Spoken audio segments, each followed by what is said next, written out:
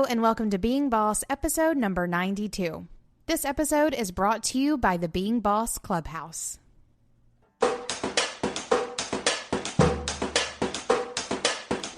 Being boss in work and life is being in it. It's being who we are, doing the work, breaking some rules, and even though we each have to do it on our own, being boss is knowing we're in it together. We are so excited. Today we are talking to Tara Gentile. She is a business strategist and creator of Quiet Power Strategy, but she is also our friend and mentor. We've been working with Tara for a little bit now and cannot wait to share this episode with you. We talk with Tara about, everything from lifestyle versus legacy businesses. We talk about what we've learned masterminding with her. We talk about building offers versus systems and being brave enough to focus on one thing at a time. And finally, we talk about how to design your business to make more money and why there is no shame in that money game. So you can find more about Tara at taragentile.com. You can also learn more about her program at quietpowerstrategy.com. And then finally, her podcast is a must listen if you want to learn how to design a business that makes more money. It's called Profit Power Pursuit with Tara Gentile. So what's the secret to being boss? The secret is that there is no secret. There is no single formula, course, or book that will teach you what you need to know in order to have anything and everything you want. But here's what we've learned along the way. Being boss is setting up a solid foundation built on intention. It's understanding how to define success on your terms. It's committing to big-ass goals. And it's breaking those big-ass goals down into small, actionable steps. It's about making faster decisions, trusting yourself to see it through, enjoying the process along the way, knowing how to measure what's working and what isn't, and surrounding yourself with smart, ambitious friends along the way. Those are the secrets to how bosses get what they want. We know you want an online business that allows you to make money doing what you love. And boss, we've got you. The Being Boss Clubhouse is where we teach you how to be boss of your life and work.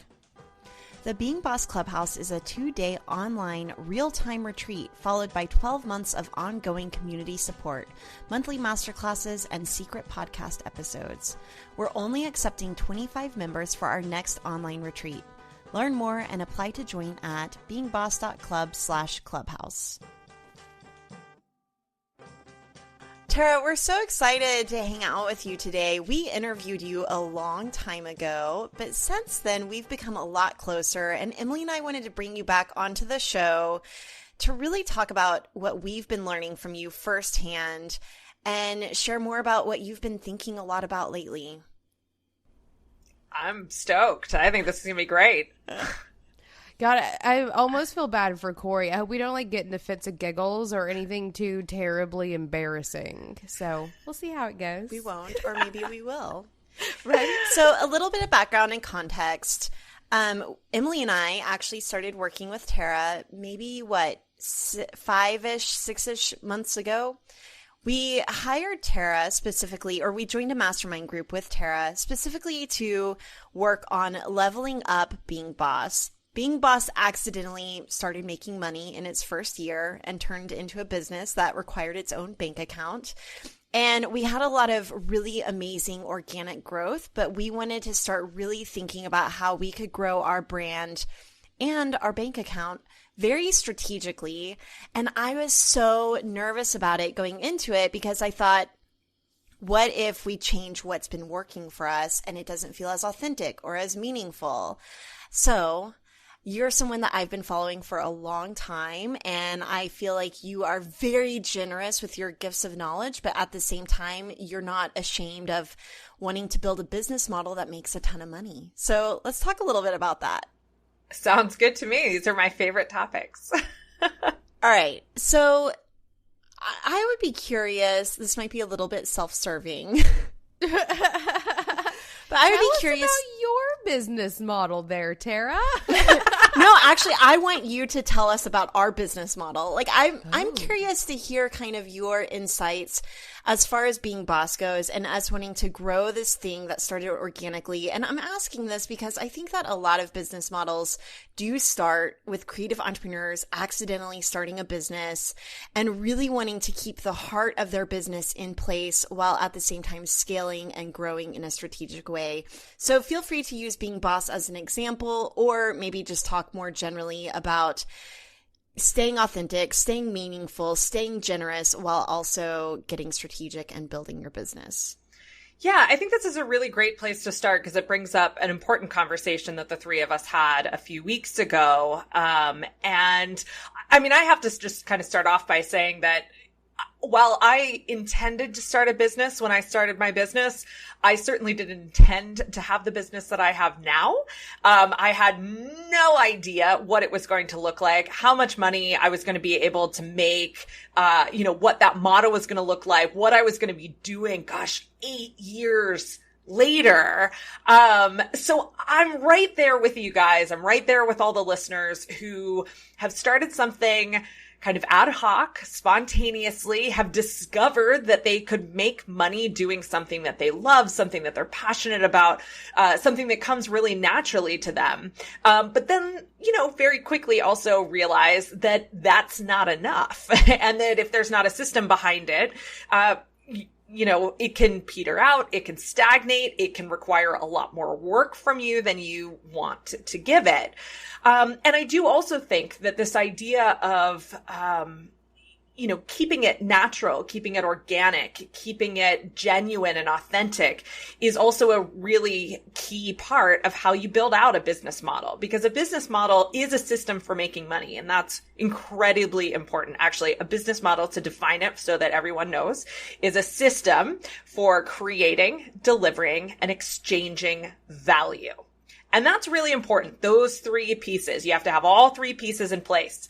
Creating value is not the product that you deliver, the service that you deliver. That's the delivering part. We'll get there. Creating value is helping people experience a change, helping them experience results. I like to say value is transformation. So whatever transformation, whether small or large, that you're helping your customers or your clients create, that's the value that you're creating. That's why they pay you. They don't pay you for your product. They don't pay you for your service. They pay you for the transformation that you create for them. Then the delivering piece, that's the easy piece. That's the part that we're all familiar with. It's the product you sell. It's the service that you deliver. And it's how you put that value in the hands of the people that you're selling to. The exchanging part then is the really fun part, because that's where you get paid. That's the part where they exchange their money and you exchange the result. Or that's, the delivering piece is essentially what you exchange. And of course, that can work in a lot of different ways. In some models, the exchange is an email address or creating an account, right? Facebook doesn't ask for any money from us, unless you're business owners like us, then they ask for your money. But the average person, when they're exchanging with Facebook, they're just creating an account, and that's the exchange. And in exchange for that, Facebook connects us with the people that we love all over the world. It's awesome. And that's part of their business model.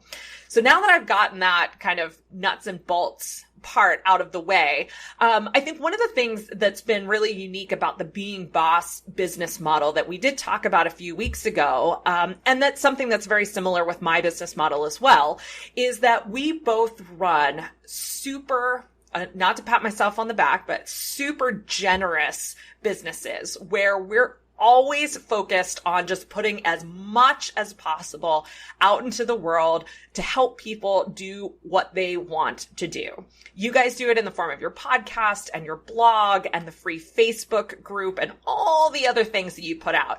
Emails, checklists, content upgrades, PDFs, all that good stuff. And you are just spewing all of that free goodness all the time. That's definitely what it feels like. Yeah. That is such a good word for it.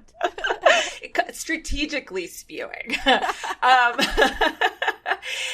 So you're putting all of this good stuff out there, and that then is creating value for all, any aha moment someone has when you're having a discussion on the podcast. Anytime someone uses a checklist to plan a blog post or a campaign or to hire a new team member, you're helping them create a change and you're creating value for them. And all of that content is just how you deliver that. I do the same thing with my podcast, with my blog, with my emails. I do that every time I get on Creative Live and deliver my best content for free to thousands of people. And that free part of this is so important to me, as I know it's so important to you guys. But in doing that, we're also creating a demand for additional support. People want more of what we've got. The more we give, the more they want. And so I feel pretty strongly that a really great way, not the only way, but a really great way for businesses like yours and mine to go about creating a revenue model out of the business model that you've already created in terms of giving away all this free stuff is to focus on a high-end product. Now, that's not to say that you can't have smaller things in there as well, but the difference in value between what you can offer for free and what you can offer for, say, $20 or $50 is pretty negligible, right? So why not just give that stuff away for free? You've got to be producing at an incredibly high volume to make a $20 or a $50 product make sense as a revenue generator.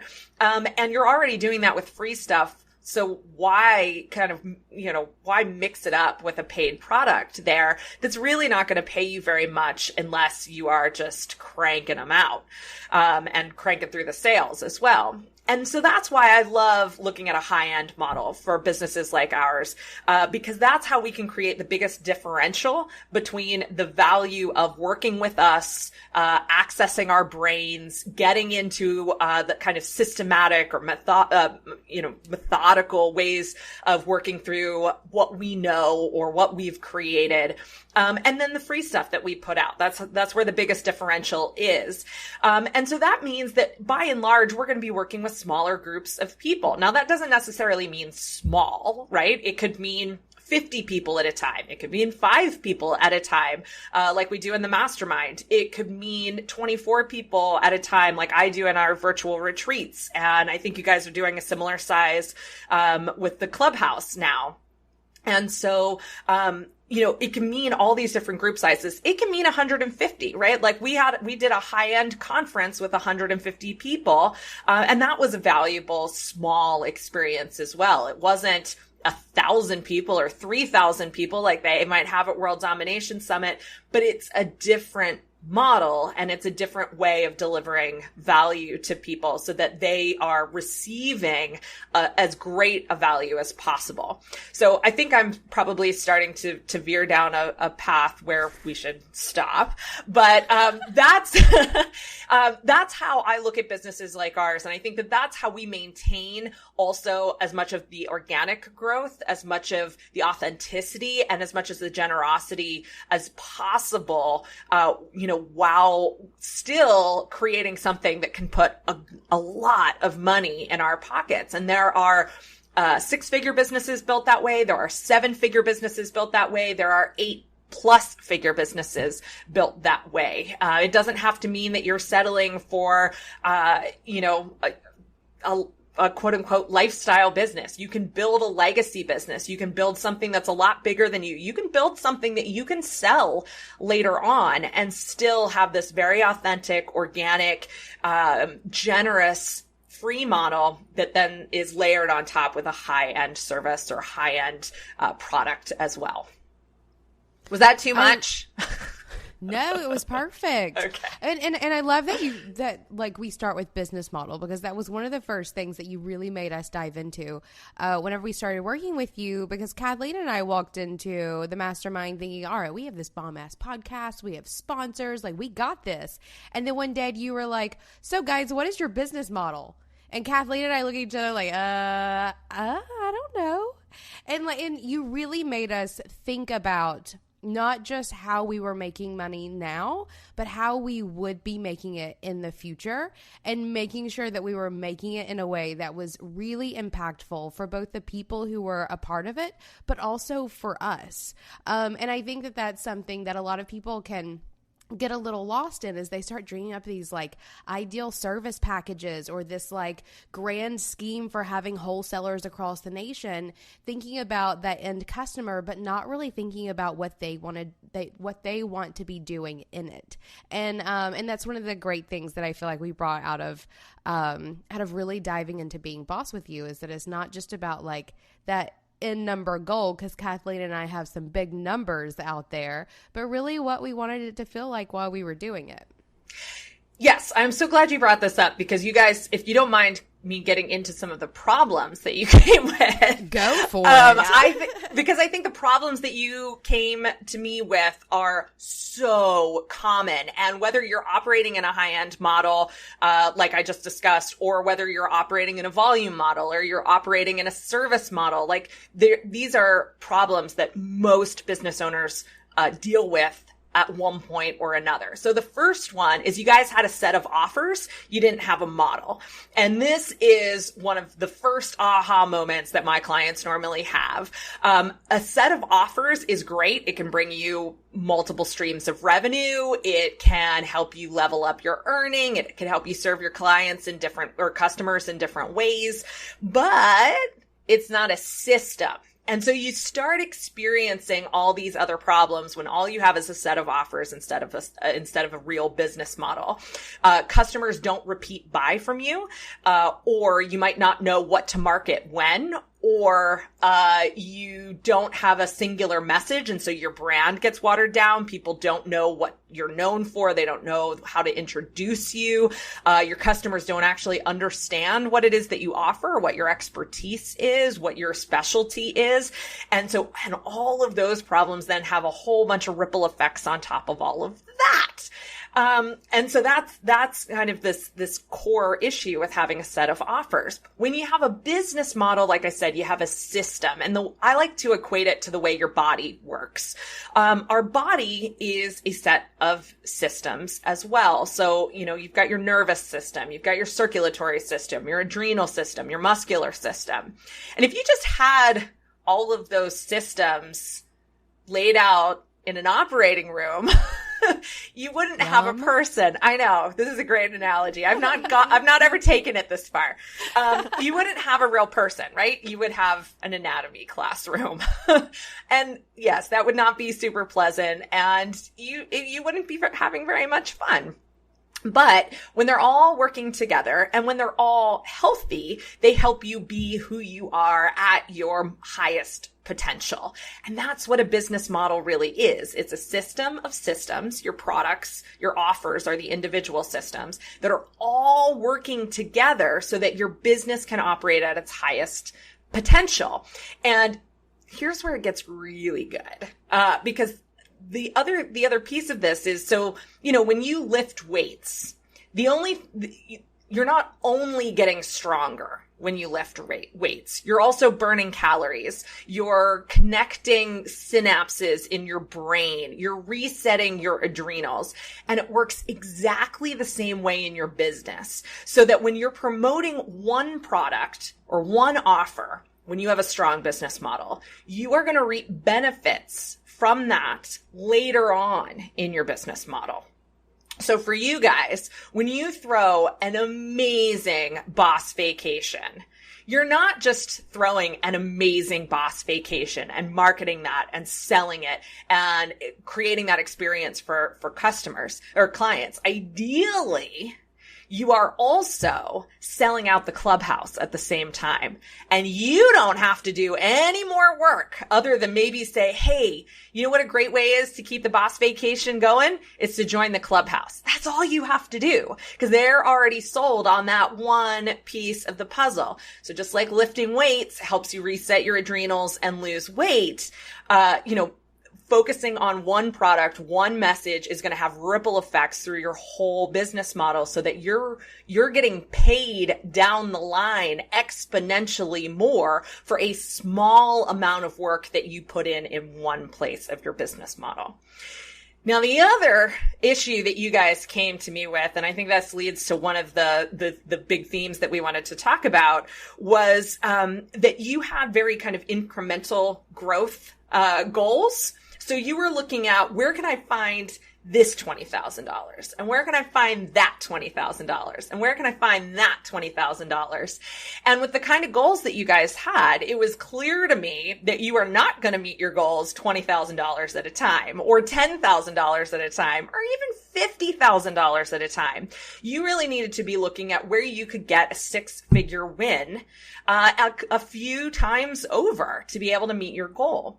And this is another big mistake that I think people make, is that they're looking to fill gaps, or they're looking to, all right, last October I made $8,000. So how am I going to make $9,000 this October? That is not going to help you. You really need to be looking at the overall design of your business. And that's really just another way to think about your business model as well. And think, what is the easiest way? What is the best system? What's the best structure? What's the best design for my business to hit the goal that I want to have? You don't do it $10 or $20 or even $50,000 at a time. You do it by going after solid wins that actually get you closer to that ultimate goal that you want to have. And also, unless you want to be reinventing your business model every year, you don't create a design that gets you to the number that you have in mind for 2016. You create a design based on the number you have in mind for 2019, for instance. And I think that's another thing. Yeah. And so that's another thing that we were really able to look at, is where do you guys want to be a few years from now? And how can we design a foundation, a model for your business that it's not going to get you there this year, maybe. It may not even get you there next year, but it's put the right pieces in place so that you are working now towards your revenue goal for 2019 or 2020. And that's a lot more secure, fun, exciting, engaging place to be in your business than just trying to make $1,000 more than you made a year ago. All of it, yes. Preach. This is why we love you so much. Right? So I want to rewind a little bit, because something that you said stuck out, and I just want a little bit of clarification around it. Whenever you talk about building a lifestyle business versus a legacy, tell me more about what you mean there. Sure. So I have to say that the person I've most recently seen using that language is Alexis Neely. And there's different words that people use, although lifestyle is pretty consistent. A lifestyle business is a business that you're designing to pay yourself the salary that you want to make, essentially. So the business revenue and your salary aren't all that different. Even if you still have a 40 or 50% profit margin, it's not that different between revenue and your income. But a legacy business, or, a business that you're creating an exit strategy for, a business that you want to pass on to your kids, to your partner, that is something where you're not just building a container for you to do your work. You are building a container for people to do your work for you. You're building a system. You're building a process. Another place that this kind of discussion has been had a lot is in the E-Myth, or the E-Myth Revisited, that book, where he's talking about the franchise model, but really what he's talking about is actually building a business that works on its own merits, not just because you make it work. And that's another thing that creative entrepreneurs really run into, is they're running businesses that work because they're making it work. And that's why we're constantly hustling. We're constantly pushing harder. We're constantly, we're on vacation and we're still answering email. We're on vacation and we're still, checking in with the team. In a legacy business, or, any business that's not a lifestyle business, a franchise, a systematic methodology business, you're not having to worry about that, or your end goal is not having to worry about that. But there is a different design behind that business than a lifestyle business. And it's not to say that lifestyle businesses are bad. They're not bad. They're awesome. But I think that we have a lot of, and this is a whole other topic, but I think we have a lot of goal mismatching, especially in the online space. And so what I mean by that is that there's so many people talking about $1 million passive income business. And there's a lot of people hearing that are conflating that with a design business, a coaching business, an online program business, a retreat business. And it's not to say that you can't be a life coach and have $1 million passive income business, but the model is completely different. Your business is not going to look like a life coaching business. It's going to look more like Tony Robbins' business. And you don't have to be Tony Robbins to have Tony Robbins' business design or business model. But it does require building systems, creating a methodology, understanding your process, being willing to, hand off important tasks, being willing to say, I'm not the only person who can do this. And that's a big part of this too. A lifestyle business, you're the only one who can do this.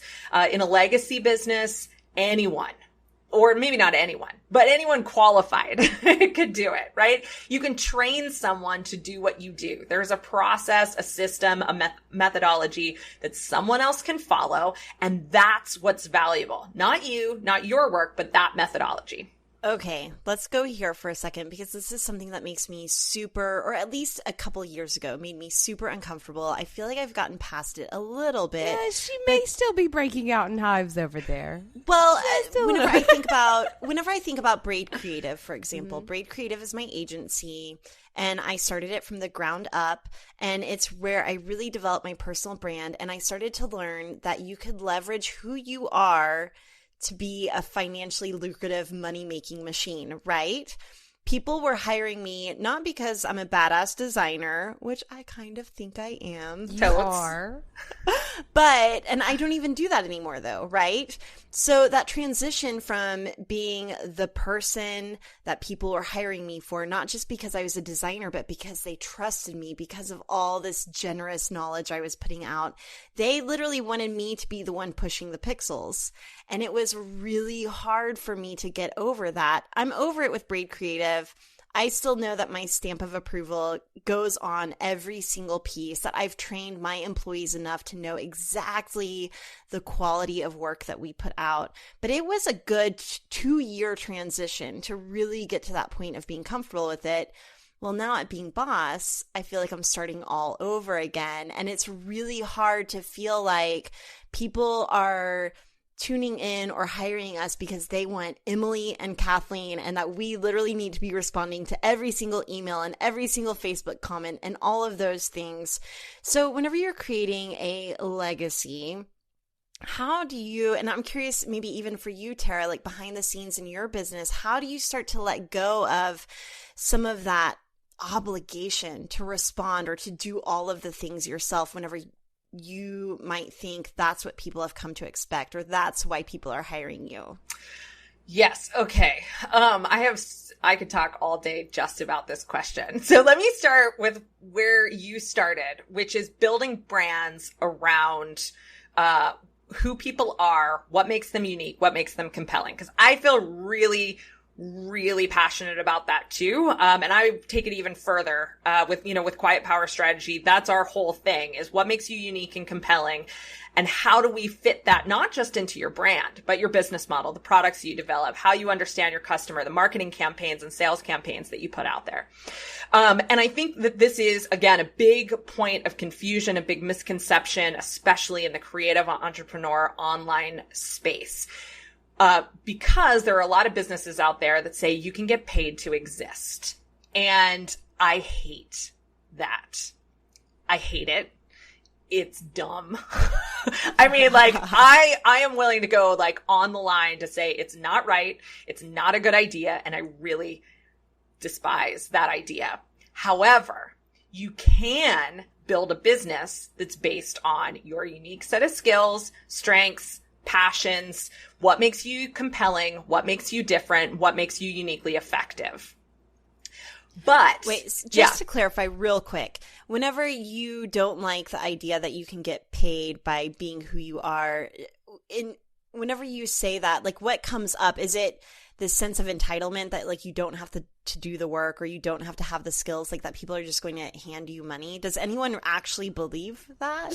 Or is anyone actually promoting that? Yes, they are. Okay. And I've got my blinders on, so maybe I haven't seen any of this. And even if they're not literally promoting that, the messaging that they use promotes that idea, and it's corrupting a lot of people's businesses and brands. And that's what I have the biggest problem with. I think it's dishonest messaging.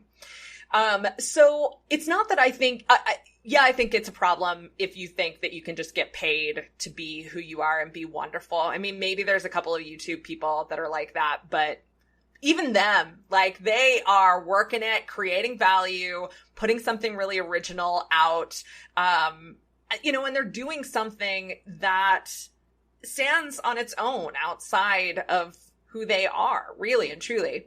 I think it's more that it's a very self-centered way to approach your business. You are not who powers your business. You are not the center of your business. Your customer is the center of your business. And you can create a container for that customer that is unique to you and that's built on what you value. But it's not the same as getting paid because you're you or because you have a unique set of skills. And the other reason I don't like it is because I think it's extremely limiting. Like, if that's the credo that you have, the only thing you can do is build a lifestyle business. And it is going to die before you die.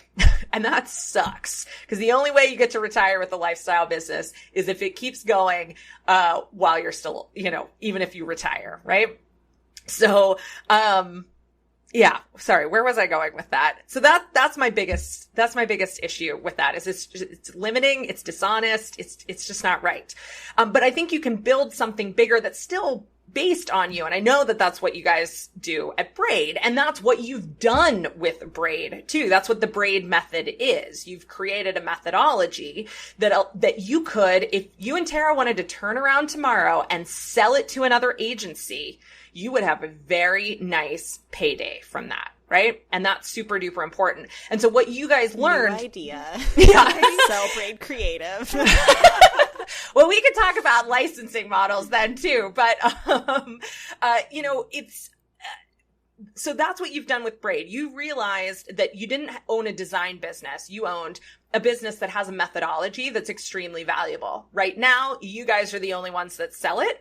But in the future, there could be 20 or 50 or 150 different agencies selling the Braid method. And eventually you could sell the whole kit and caboodle. So with Being Boss, one of the realizations that we also had early on with you guys is what kind of company you were building. And it wasn't that you were building the Emily and Kathleen Show company. And it wasn't that you were building even a content company. Because when you came to me, what I assumed you were creating was a content company. But then it became very clear that what you were building was a community company. You have a company that creates a community, and the community is what's valuable. And sure, you guys have a show where you're the focus of that community. But what's valuable about what you guys do is the people that you bring together. That's why the Boss Vacations have been so successful. They're not actually about you. You could make them about you. You could make a lot of money making them about you, but you can't build a legacy making them about you because you can't sell you. However, someone else at some point, some other co-host, some other set of people could come in and continue fostering the community that you've built. It might be rough at first, but it could be done. And the more decisions that you make in your business that are based around fostering the community as the value aspect of what you're doing, the less dependent that business is on you. And I think that is so important as you guys continue to hone your business model, as you continue to hone your brand, as really, really defining this is a community company. The most valuable part of what we do is the community. And so any decision we make needs to be made in the spirit of nurturing and bolstering that community. So let's talk about that for a second, because I think that was one of my biggest takeaways in working with you, is to really figure out what's working and double down on that one thing. And that's coming exactly from you. I've adopted double down. You say it all the time. I do. But really double down and place your bets in one area and focus on it and watch it grow. If it has more potential to grow, put all your focus there. And this comes down to even business model, funnels, everything, your chief initiative, which is what we talked to you about the first time that you came on the show. And so really figuring out that the community was the center of our business has really helped us create a business model around that. It really helped us tame the ideas, because I think that's obviously something that a lot of creatives sincerely struggle with, is like all of the ideas. And God knows Kathleen and I are right in the middle of it. And you put two of us in one business and our list of ideas is ridiculous.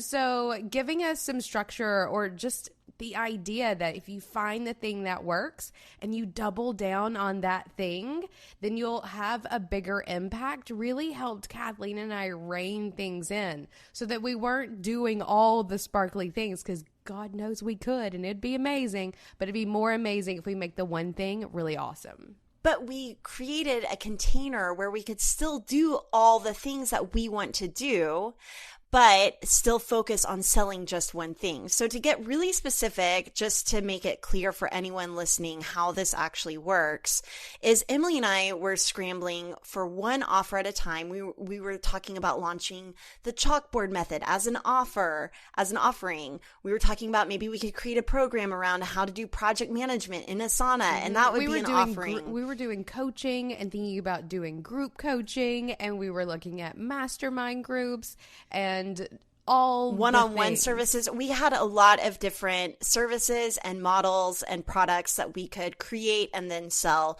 one launch at a time.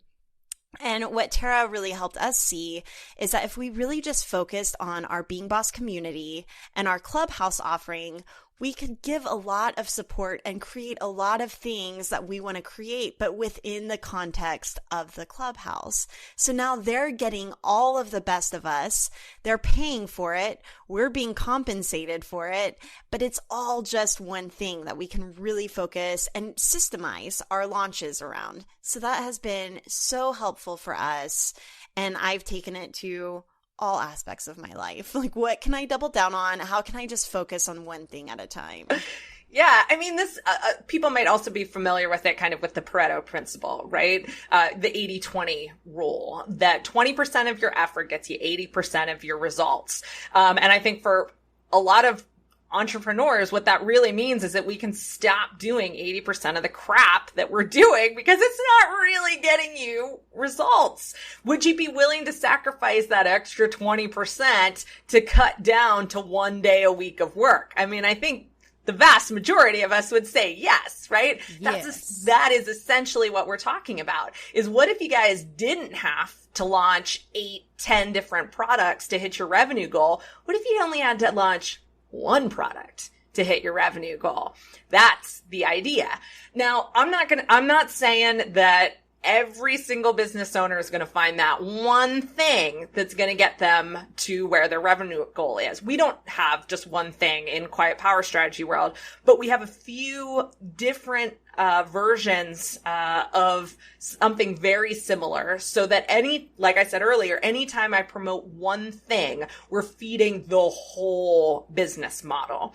And so what we really focus on is, our focal point is moving people along their entrepreneurial journey. And so we're training, we're nurturing, we're supporting, and we have a clear system for doing it. That system is our one thing, even if there's kind of multiple ways to work with us along that one thing. For you guys, I mean, you really do, with a couple notable exceptions, have this one thing that can be the focal point of everything that you do, and also your entire revenue goal too. And it's not putting all your eggs in one basket, which I'm sure some people are thinking like, well, what if the clubhouse explodes tomorrow? The clubhouse isn't going to explode tomorrow. That's kind of that's the nature of a product like that. And so you don't have to worry about that. Plus you've got this whole ecosystem built around it. Putting all your eggs in one basket is deciding that, you're only going to go with search engine optimization. And then the next time the algorithm changes, you're screwed, because you don't know how to get people to your offer. That's putting all your eggs in one basket. But creating a system, creating an ecosystem around a single focal point, is a really tried and true way to build a business. I mean, look at all of the ginormous businesses that do that. Google does it. Apple does it. Microsoft does it. IBM has done it. Then they got away from it. They tanked and now they're back to it, So this isn't something that's for teeny tiny businesses. This is something that's for all businesses. I think there was something else I was going to say about all that too. And I have no idea what it was, but, but yeah. Oh, I know what it was. Kathleen, what you pointed out about creating a container that still allows you to ping pong back and forth with ideas, I think that's so important. I have that too. I have it in two places. We have a lab community, which is pretty similar to the way the Clubhouse is currently, or the way it was before, where people join for a low fee. I create content. There's some exclusive content that comes out every week. We do workshops. All of our like webinars and stuff get archived into that community. And so I can pretty much say or do whatever I want as long as it's helping people reach their goal. Any idea that comes to my head, that's the first place I go with it. The other place I have that is sort of the focal point of my marketing strategy, which is my partnership with Creative Live. And so if I have an idea for a class, but it's not something that fits into the rest of the system, or maybe it's been part of the system and I want to break it out and teach it all by itself, I can go to them and say, hey, do you want to help me get this in front of a few thousand or 10 or 20,000 people? And they say, sure. And so that way I know I've got that thing to focus on in terms of marketing as well. So yeah, Pareto Principle, doubling down, however you want to look at it, have a focal point that is designed to work with your unique strengths, what makes you most effective, what makes you most compelling, and then design everything else in your business around that focal point. I want to talk a little bit about experimenting and exploring new ideas and kind of following your intuition. So one of the things that I love about you, and one of the reasons why we started working with you, is because it's not really about mindset, which we love. Like we love here at Being Boss talking about mindset and habits and routines and encouragement and inspiration and motivation. But you're about like run the numbers, do some research, and make some calculated decisions based on that research. And I'm curious, how does intuition or experimentation play a part in your own business model and in what you're creating? Yeah, that's a really great question. So, I could probably incorporate more mindset into my business. But what I love is strategy and numbers and breaking things down and looking at the puzzle pieces and figuring out what's going to work. And that's something that I've prided both myself personally on and our brand. It's one of our differentiating factors. It's actually in our guiding principles, that what we sell is not personal development. It is business development. And we don't sell personal development as business development. It's not that I don't think personal development is important. I think it's super ridiculously important. But it's just not what we do.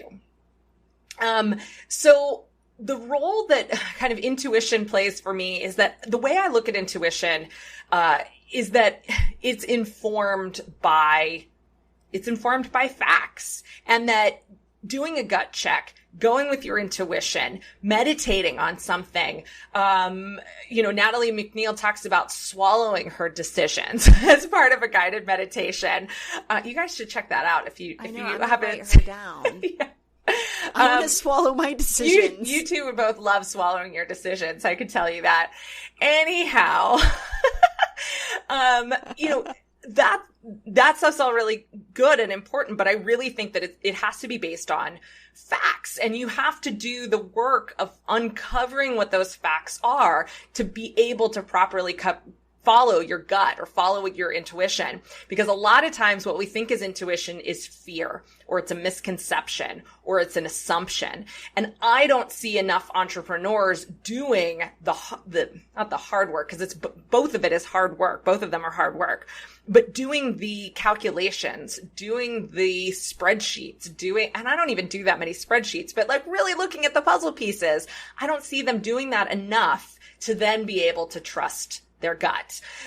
Because I don't think it's just a feeling. I think that our feelings, that intuition is really guided by objective knowledge, and that our intuition helps us make the best use of that objective knowledge. But you have to have both.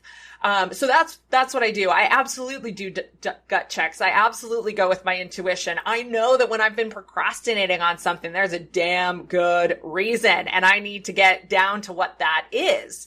But I'm also constantly looking at the data as well. In terms of experimentation, though, experimentation is huge. That is one of our top values. That is everything I do is experimentation. I'm constantly experimenting. Messaging, I'm experimenting with. Product design, I'm experimenting with. Benefits, features, prices, campaign, constantly experimenting. So again, in that way, the lab is where I can do that most easily. I can go there and I know there are 450 people who are willing to give me feedback on whatever it is that I need. And sometimes that comes in the form of literally asking for feedback. Other times it comes from me writing a post and just seeing how many comments I get. Other times it is giving people a behind the scenes look at what I'm doing and seeing how that resonates with them. But I'm constantly experimenting with that community that I trust. I know those people. I know they're invested in the work that we're doing. I know they know the language that I use and the systems that I use. And so I use them as sort of my measuring stick when it comes to experimentation. So again, in the same way that I'm balancing objective evidence against my gut checks and my intuition, I'm balancing experimentation against, the real metrics in terms of the people and their response to it, to make sure that I'm going in the right direction with those experiments. Just giving you a second, Emily, to pipe in. Got it. I'm processing. You're over there taking notes. I am taking notes. I totally Oh, am. speaking of that, though, processing, internal processing, there was something Kathleen, that you asked me earlier. Oh, it was about how I have consciously made or avoided kind of becoming the centerpiece of my in charge. Yeah, exactly. Right. Because you are TaraGentile.com. Mm-hmm. You have a podcast under your name, or at least the subhead is your name. I mean, you've definitely made a personal brand for yourself. You are known for being an expert, and your personality is infused into that message. So I'm curious how you avoid really feeling personally responsible for every single person that crosses your path and having to respond to every single email. I think that this is a big issue that I personally came to you with whenever hiring you, because I feel like you do a great job of sharing, but not necessarily being super accessible. And it's something that I'm working on. So this is where my Myers-Briggs type works in my favor and yours does not.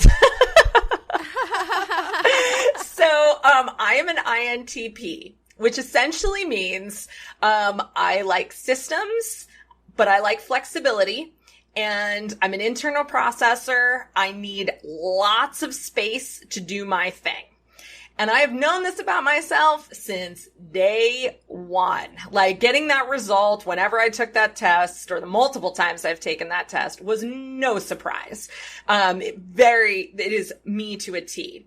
Which means I've designed my business to give me space. So I think it was within the first 6 months, maybe it was within the first year of my business, I hired an assistant who was answering all my emails. I have not answered emails that come to my website address for 7 years.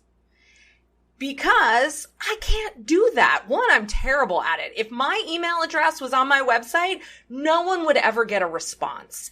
And that's self-awareness, guys. I mean, that's knowing that this is not a strength of mine and that I can hire someone who's going to do it better for me, give better answers, take the time to find the information. And so this kind of goes back to that business design idea. I've designed my business to fit my personality and my unique way of working. And I think that's really important. Now, that said, that doesn't necessarily help you guys, or Kathleen, you especially, where you do have a tendency to you want to reach out and connect with everybody. It energizes you. It fuels you. But I think it's something that you just, as you are consciously and intentionally designing your business, you have to say, when is it enough? When is the way I'm communicating or connecting enough? And when is it unnecessary? When is it not actually adding additional value? Because like, for instance, I firmly believe that when someone emails the Being Boss email address, they are not expecting an email from the two of you. People know you're busy. They don't want you to answer their email. They want you to make more Being Boss episodes, right? Like that's where your customers, your listeners' priorities are. They want you to make more great content for them. And so if they email you, they just want to know that they've been seen, that they've been heard. Maybe they want a link to something else. Maybe they want to know how they can be in the next vacation. An assistant can handle all of that for you. And when you have the right systems, it works better than when you're trying to constantly do it. So that's actually a question that we ask when we're helping people build a strategic framework is, how do you want to connect with people? And so I've consciously chosen to connect with people in such a way that I can be open, I can be transparent, authentic, all those buzzwords. People can get to know me as a human. I can be accessible, but only in a way that, it does not mean anyone expects to hear from me personally. I can be the star on stage. That's the type of brand that I've built, and still help people feel personally connected to me. And then as long as I have systems in place in my business, that works, and it works better than if I was trying to answer all of my personal email. I don't know how Chris Brogan does it. I don't know how Seth Godin does it. I don't know how those guys do it. All I can say is they're definitely not INTPs. And I really think that you've got to, you've really got to ask yourself, how do you want to connect? And when does that connecting stop adding value and just start getting in the way? I think that everything that you just said is where personal branding is really going. And it's really what I'm trying to get across whenever it comes to being who you are in your business and letting your personality shine, but not draining you in a way that leaves you burnt out or spread thin, which I run the risk of almost every day whenever I do give too much of myself, like on an individual level. And as far as those guys, it's so funny that you mentioned Seth Godin and Chris Brogan. And I find that like anytime I look at anything that Gary Vaynerchuk produces, I almost bought a course of his on personal branding because I was like, I'm an expert in this. I need to be consuming more content around personal branding. And then he said something about responding to every single tweet or writing emails at 2 a.m. And I was like, nope, I shut it down. I'm not buying anything that promotes or condones working until 2 a.m. or responding to every single tweet because I have a family. I've got more stuff to do. So anyway, yeah, amen to all of that. Well, and I think you and I are totally on the same page in terms of personal brands. Just because you have a personal brand doesn't mean that you are the end all be all of your business. I don't just have TaraGentile.com and have that as my brand. I also have Quiet Power Strategy. And even though it's not my name, it has me written all over it. And, yes. Right? And that's one of its strengths, but it doesn't have to say Tara. And I can bring in other coaches, other instructors, other trainers, other team members that can be front facing to our customers. Rosie does an amazing job doing sales for us, right? Like her close rate on sales is ridiculous. I don't even know why I do sales calls anymore, right? And so, I think it's important to keep in mind that it doesn't have to be about you to be a personalized brand. I mean, you can even look at something like Apple, and Apple is imbued with who Steve Jobs was. And it's why Apple still succeeds, is still just, I mean, say what you will. I know that there's Apple haters out there, but the fact that there's Apple haters just proves the point, right? That Apple was a personal brand for Steve Jobs, just as Pixar was a personal brand for Steve Jobs. It doesn't have to mean that, like I said, that you're the end all be all for your business. It just means that you're imbuing your company with your personal values, what makes you most unique, what makes you effective, what makes you compelling.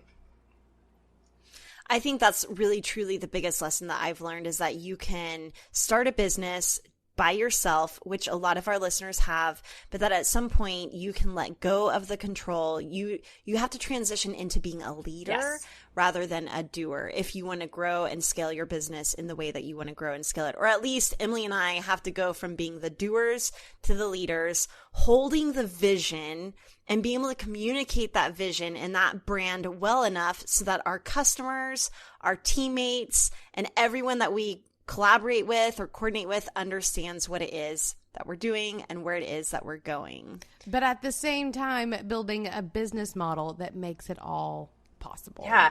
And you guys have such a unique opportunity too, because you can be leaders for your community and your community can be the doers. Of course, you're going to have contractors or employees. You're going to have people inside the business that are doing work. But one of the beautiful things about the social era, like Nilofer Merchant writes in one of my favorite books, 11 Rules for Creating Value in the Social Era. In the social era, work is liberated from jobs. And that means that if you guys set yourselves up right, if you design the business right, if you have the right business model, your community is actually going to be doing vast amounts more work for your business and brand than you or your team can do on your own.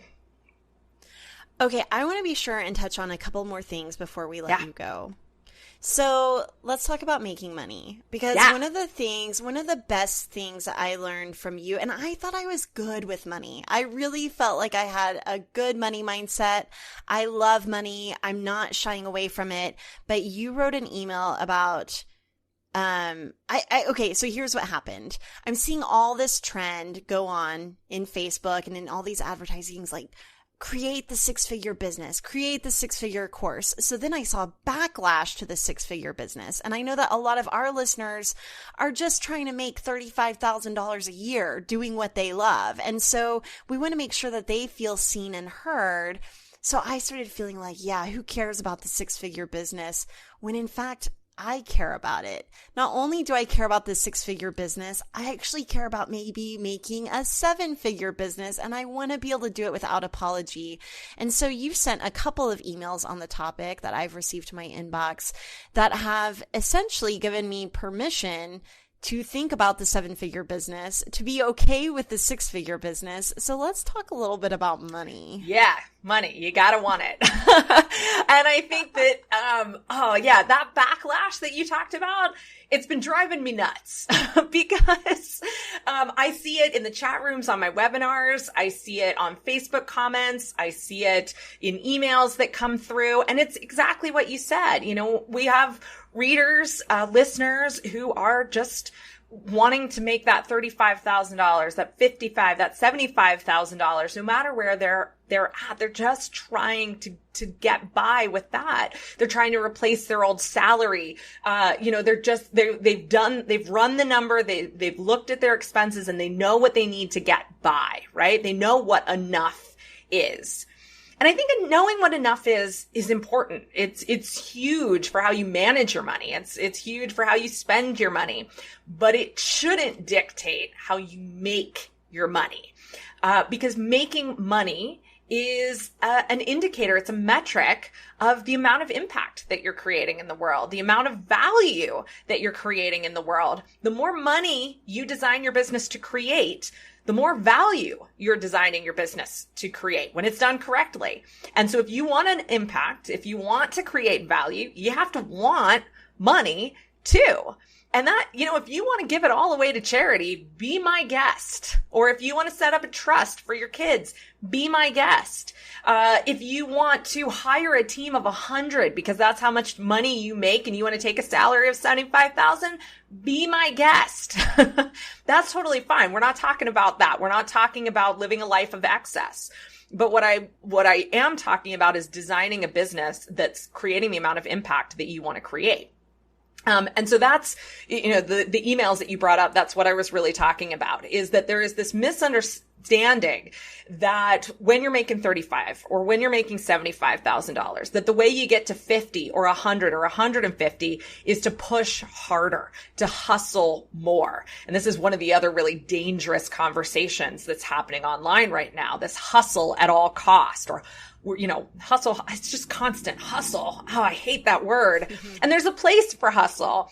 But it's not in getting you from 50,000 to 100,000. If you're making $50,000 a year right now, your business is designed to make $50,000 a year right now. There are very few instances where a business that's making $50,000 a year is really an underperforming six-figure business. It doesn't happen very often. Sometimes maybe you're just starting off and that's the case. But most of the time, if you've been making $50,000 or $75,000 for a while, or even like 18 months, and you're pushing harder, but you're not getting to that next increment, it's because your business isn't designed to make more. And so I think this backlash against talking about six-figure businesses or talking about seven-figure businesses is really problematic, because if we don't talk about it, if we don't pick them apart, if we don't look for how they work and what we can learn from them, we can't design the businesses that are not only designed to make us that amount of money, but to make us, or to allow us to have that kind of impact in our communities. And that's super duper important. I think the other thing that's going on here too, going back to kind of like how much is enough, is that we set the bar too low. And so when we set a goal of just enough, when our revenue goal is our enough income goal too, if any mistake you make puts you in the red, it puts you behind. Any crazy thing that happens in the market, any not crazy thing that happens in the market, you accidentally launch on a holiday, your email server goes down, your website goes down on launch day, crap you have no control over, right? I'm really good at launching on holidays, by the way. I haven't done it in a while, but it's only a matter of time.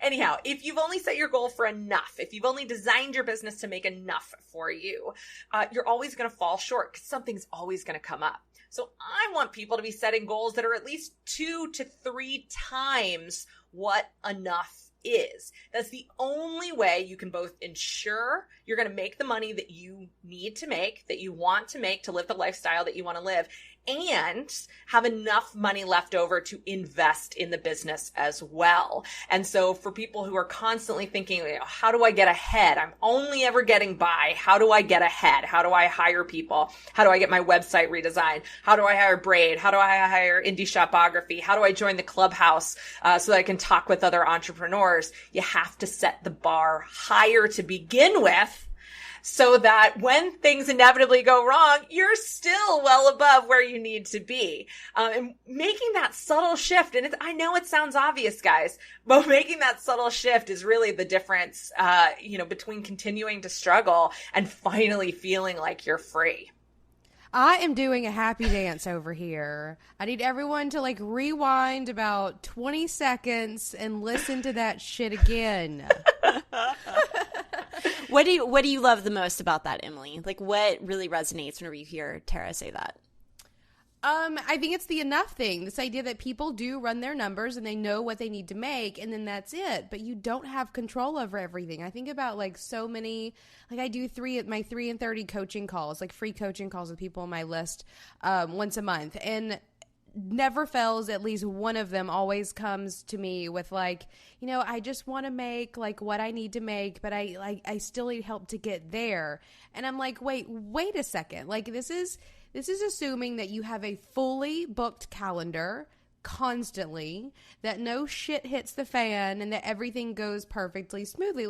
Let's actually step back and make bigger goals. And then we hear, people complaining about prices of products or services, or needing to hire a web designer, or wanting to take it to the next level, but you don't plan for that whenever you're thinking about your revenue. I love that it's preaching this idea of just having a wider mindset for what it is that you can accomplish if you just set the goals. And then you have wiggle room to do the things you want to do without doing anything too crazy. Yeah, and when you set the bar that much higher, you take different actions. When you've set the bar for enoughness, you only do what is enough. And guess what? It's never enough. And it's not because of how hard you're working or how much time you're putting in. It's because it's not the right set of actions. And so when you create that much bigger goal, you have to approach the problem differently. And all your listeners are creative thinkers, right? This is their wheelhouse, coming up with the right problem. When you've set your goal for enough, you essentially have the wrong problem to solve in front of you. When you set your goal for $100,000, $500,000, $1 million, now you have a new goal to figure out the solution for. And if you said to all of your listeners, I want you to figure out how to make $1 million next year, they could all do it. They could all figure out what that design looks like. They may not know the exact inner workings. Guess what? That shit's easy to learn. You talk to the right people, and you don't even necessarily have to talk to somebody like me, right? Just talk to a few other people who've built $1 million business. You will figure out what those little things are. But you could create the design that's going to get you to $1 million. And guess what? The action you take tomorrow is going to be completely different than the action you took last week to get that to that enough goal. And that's the real key, is that everyone who's just struggling to get by on these small goals they're taking the wrong actions on the wrong design for their business. And if they set the bar higher, they would realize they'd need to do different things in a different structure and a different design. And it's game changing. And this is where I want to kind of circle back around to everything that you're creating, Tara, because I wanted to ask, okay, so how do you design your business differently? And the first thing is listening to Power, Profit, and Pursuit, listening to your podcast, you are basically asking people how they design their 6-figure, 7-figure, 8-figure businesses, right? But you can also subscribe to these businesses. Look at literally what Tony Robbins is doing by subscribing to his newsletter list, looking at his events, looking at how much he's charging. You can kind of start to reverse engineer business models just by really following someone pretty closely. And that is a great way to learn how to design your own business.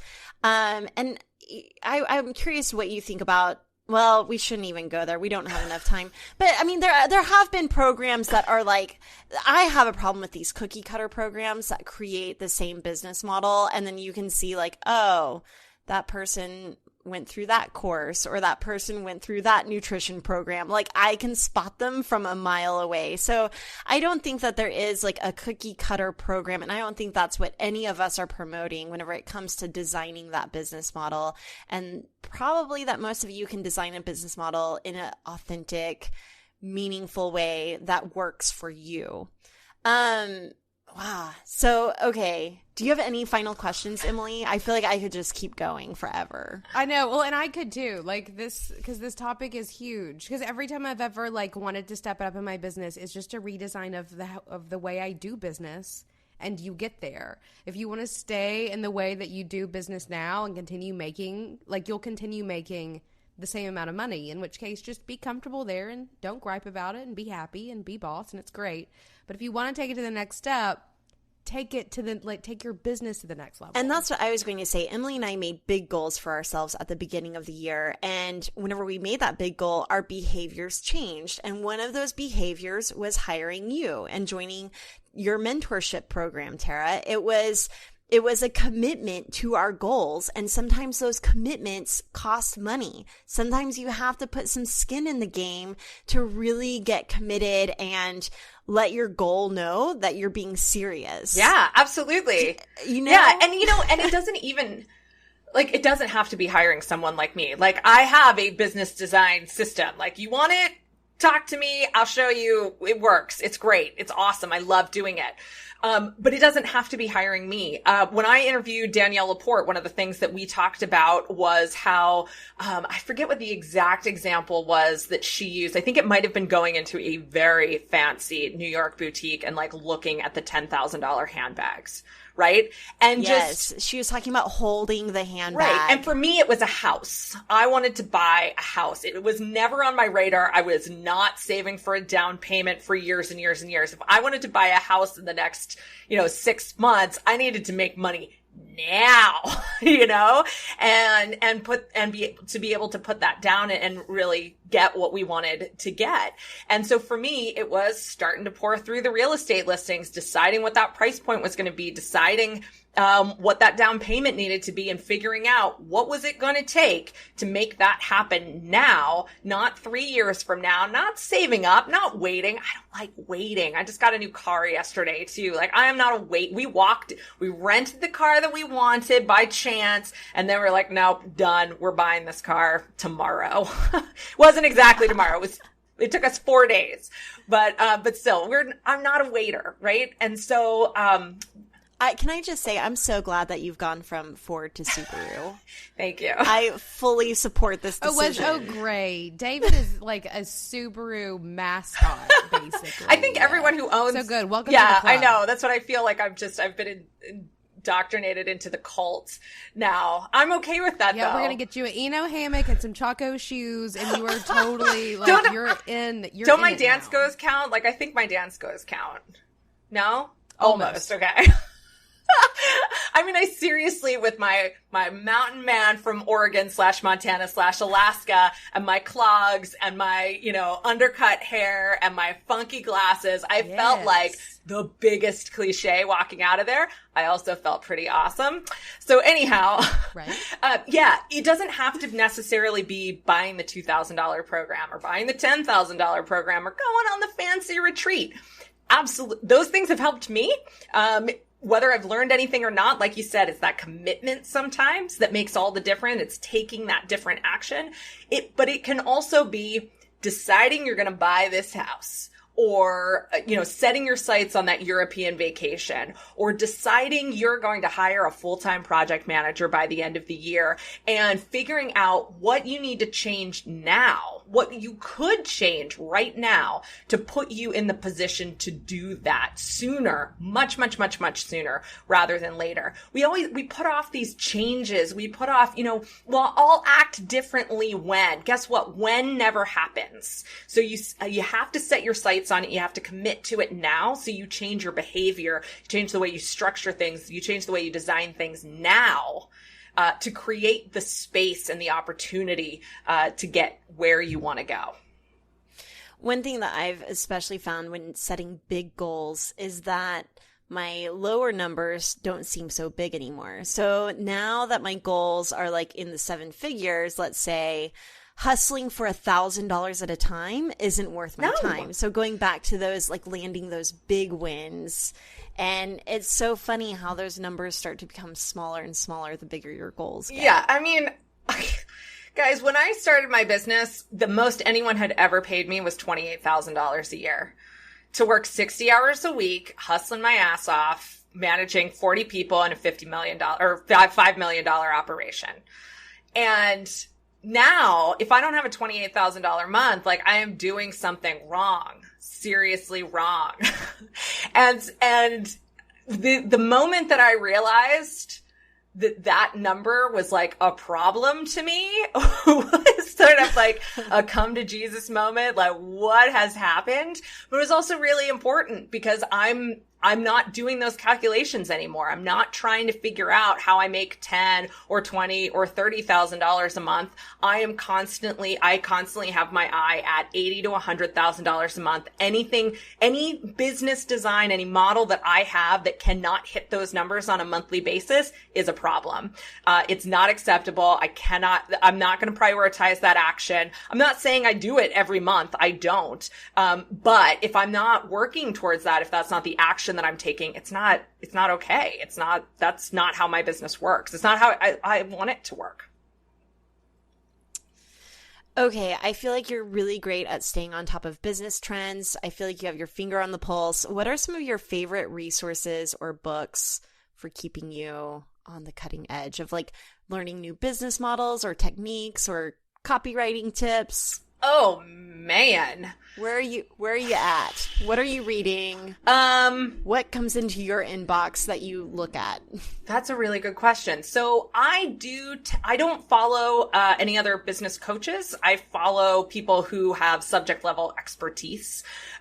So one of my favorites is Copy Hackers. A lot of my business thinking process is a writing process. And so copywriting is really huge for me. So Joanna Weeb at copyhackers.com. I read everything she puts out. I read almost everything Ramit puts out still. Who else? I follow also not just people in our space. So, the lean startup emails, I read those. I get them. I engage with that material. I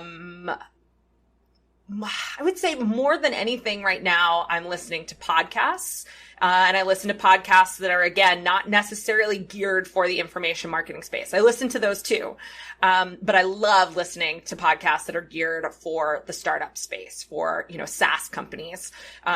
I tend to seek out information that's not in my exact purview because it helps me think more creatively about the problems that I have and the opportunities that are in front of me. And I don't think enough people do that, but that's why I get paid the big bucks then.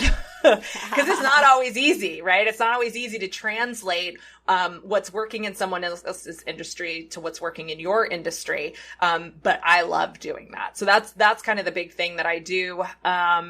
And then for me, this has, Brianna and I were playing with some new messaging the other day, and this year I declared as the year of the mastermind. And it has evolved into, what we are soon going to call the year of strategic serendipity. So that's the other thing that I, constantly, and I have been for a very long time, actually constantly putting myself in the line of, I'm strategically choosing opportunities, spaces, conversations, groups, mentors, books, podcasts, whatever it is that create serendipitous moments. In other words, big aha moments that come out of nowhere. They're not necessarily the answer to a question I even have, but they create an opportunity that has ripple effects years down the line. And so I think, that's a great takeaway, I think, for people, is that any opportunity that you have to put yourself in a place where you're going to get exposed to a new question, a new problem, a new idea, something you've never heard of before, and you don't know where these things are going to come, only that, connecting with people who are not your normal crew, that's how it happens. And so that to me is strategic serendipity. And that's where we all need to be putting ourselves, if we want to stay ahead of the game in terms of business and marketing and sales trends. What do you call it? Strategic serendipity. Strategic serendipity. I call it intentional magic. I love it. I love it so hard because even this conversation with you feels serendipitous. I've been following you for a long time. And I think it's not just consuming the content, but really engaging with it. So I think that there is something to be said for not just listening to a podcast, but leaving a review, engaging with the host that you really like. It's not just reading a book, but leaving an Amazon review and subscribing to the author's newsletter.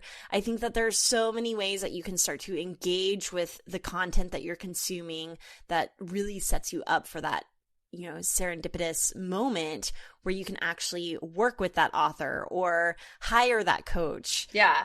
And I think it also means that sometimes finishing the book or even finishing the podcast episode is not the best use of your time. Sometimes it's listening to it for 5 minutes, getting an idea, shutting it off, and setting down an experiment. Like I listened to the Perpetual Traffic podcast as an example. They're in the information marketing space, but they are in the paid traffic kind of really super, not old school's the wrong word, but they're in the conversion marketing space, right? We don't talk about it a whole lot. I talk about it a little bit, but not a whole lot. And in our space, we don't talk about it a whole lot. So a lot of times I'll be listening to something, first 30 seconds, first 5 minutes of an episode, I know something new I want to try with my Facebook ads. I'll shut that shit off and just get into my ads manager and do it. Stop worrying about learning. Stop worrying about taking it all in. Stop worrying about trying to find the right answer and just frickin' do it. Agreed. Done. That's a great place to end the episode. Just do it. Thank you so much, Tara, for joining us as a repeat guest. We don't have very many of those. We have loved working with you. We love all of your gifts of knowledge, and thanks for sharing it with our audience today. Yeah, thanks so much for having me. Thank you for listening to Being Boss. Please be sure to visit our website at beingboss.club, where you can find show notes for this episode, listen to past episodes, and discover more of our content that will help you be boss in work and life. Did you like this episode? Please share it with a friend and show us some love by leaving a rating and review on iTunes. Do the work, be boss, and we'll see you next week.